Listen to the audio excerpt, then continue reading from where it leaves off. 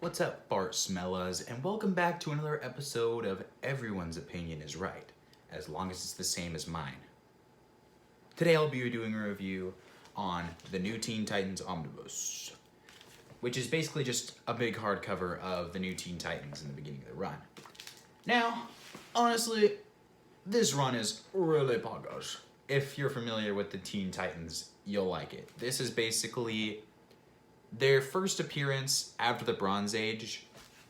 They had different team members, but these are the most iconic ones. You got Raven, Starfire, Robin, Beast Boy, Cyborg, and then you have Kid Flash and Wonder Girl, I think is their name. For those people that just watched the show, they're not in it. Well, Kid Flash is for a little bit, but enough of that. So yeah, this story is really good. If you like Teen Titans, you'll really like it. If you just like superheroes in general, then you'll really like it. It's well written.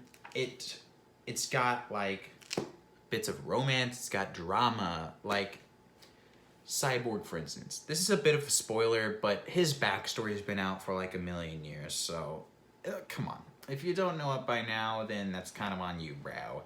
But basically, his mom and dad were both scientists that kind of neglected him as a child, and they ended up figuring out how to open a door to another dimension, and it ended up, a monster came through that ended up killing his mom, and an explosion ended up destroying his arms and legs and half of his face, and his dad had to rebuild him out of machine parts, which some people might think the powers of Cyborg is really dope, but he thinks that this is back, like way back then, whenever people with robotic limbs were seen as smelly bozos, so he hates his dad for it, and that's one of the plot points that's in this. It's just got a lot of cool drama along with superhero stuff.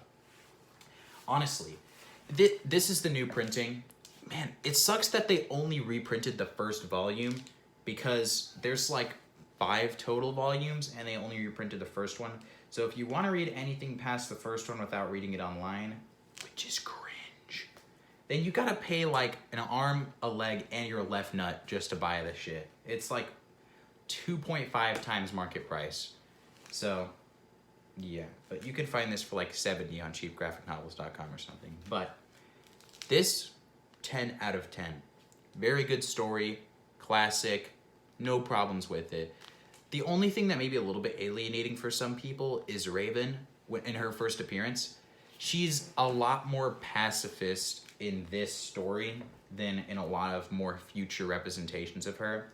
This is a bit of a spoiler, but in Raven's backstory, her dad's a demon and her mom was persuaded by the demon to have demon spawn, and it ended up being Raven, but she regretted it, so she ended up going to this temple of pacifist monk people to become one of them, and also to raise her daughter.